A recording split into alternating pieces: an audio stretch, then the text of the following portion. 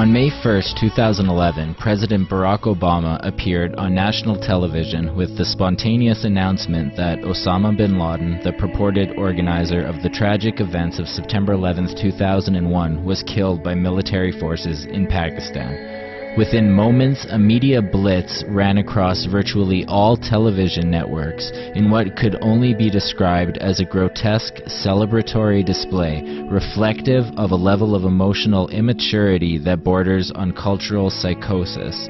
Depictions of people running through the streets of New York and Washington, chanting jingoistic American slogans, waving their flags like the members of some cult praising the death of another human being, reveals yet another layer of this sickness we call modern society.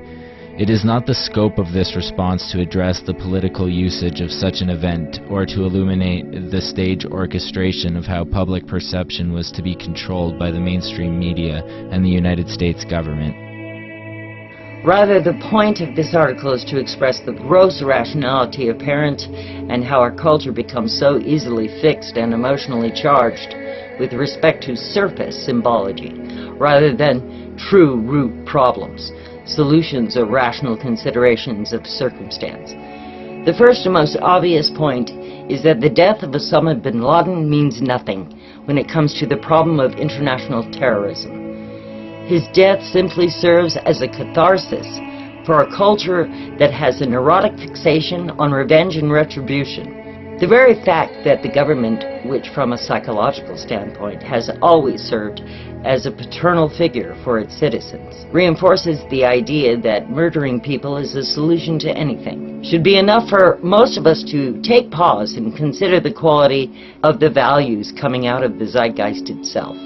However, beyond the emotional distortions and tragic, vindictive pattern of rewarding the continuation of human division and violence comes a more practical consideration regarding what the problem really is and the importance of that problem with respect to priority. The death of any human being is of an immeasurable consequence in society. It is never just the death of the individual. It is the death of relationships, companionship, support, and the integrity of familial and communal environments. The unnecessary death of 3,000 people on September 11, 2001 is no more or no less important than the deaths of those during the world wars, via cancer and disease, accidents, or anything else. As a society, it is safe to say that we seek a world that strategically limits all such unnecessary consequences through social approaches that allow for the greatest safety our ingenuity can create. It is in this context that the neurotic obsession with the events of September 11, 2001 become gravely insulting and detrimental to progress. An environment has now been created where outrageous amounts of money, resources, and energy is spent seeking and destroying very small subcultures of human beings that pose ideological differences and act on those differences through violence. Yet in the United States alone, each year, roughly 30,000 people die from automobile accidents, the majority of which could be stopped by very simple structural changes. That's 10 9/11s each year. Yet no one seems to pine over this epidemic. Likewise, over 1 million Americans die from heart disease and cancer annually, causes of which are now easily linked to environmental influences in the majority. Yet, regardless of the over 330 9/11s occurring each year in this context, the governmental budget allocations for research on these illnesses is only a small fraction of the money spent on anti-terrorism operations.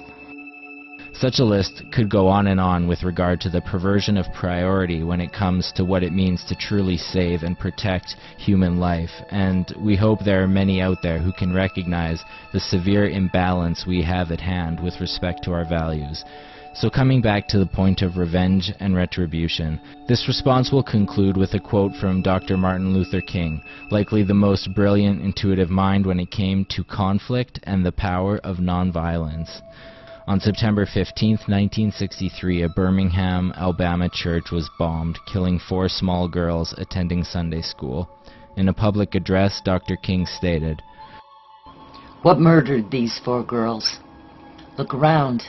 You will see that many people that you never thought about participated in this evil act. So tonight, all of us must leave here with a new determination to struggle. God has a job for us to do. Maybe our mission is to save the soul of America. We can't save the soul of this nation throwing bricks. We can't save the soul of this nation getting our ammunitions and going out shooting physical weapons.